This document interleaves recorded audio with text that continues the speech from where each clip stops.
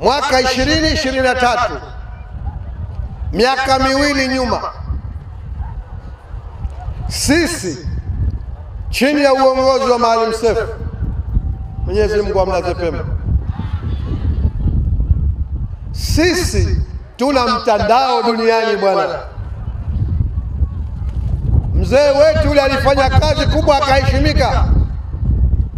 Ndugu zangu, ikatokea fursa,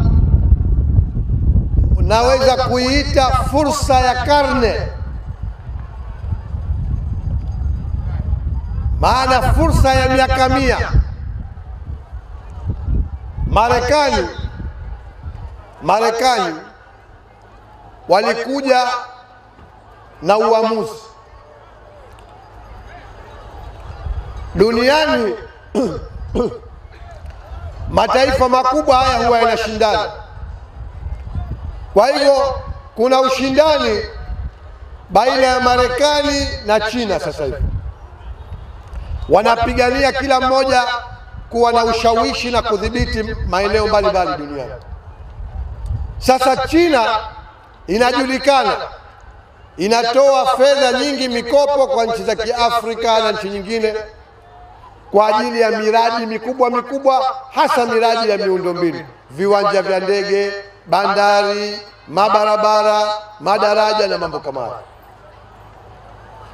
Katika mpambano mataifa haya mwaka 2023, wa Marekani wakaamua kuja na mpango walouita Millennium Impact Infrastructure Accelerator,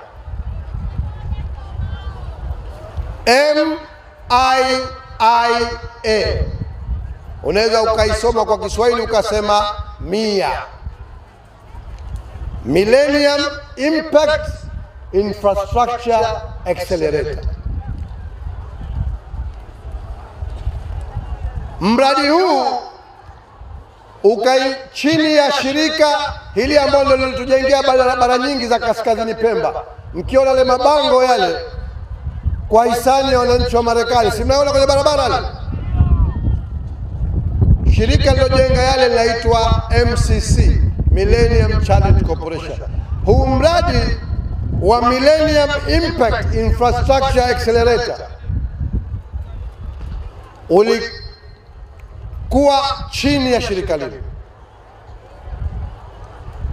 ukaingia ubia na project au mradi mwingine wanaita Africa 50, yani Afrika 50 huko Marekani. Yote malengo yake ni ujenzi wa miundombinu hasa Afrika. Ndugu zangu, mradi huu wa Millennium Impact Infrastructure Accelerator ulikuwa umetengewa fedha kwa ajili ya Afrika zaidi ya dola bilioni 100 za Kimarekani. Tupo dola bilioni 100 za Kimarekani.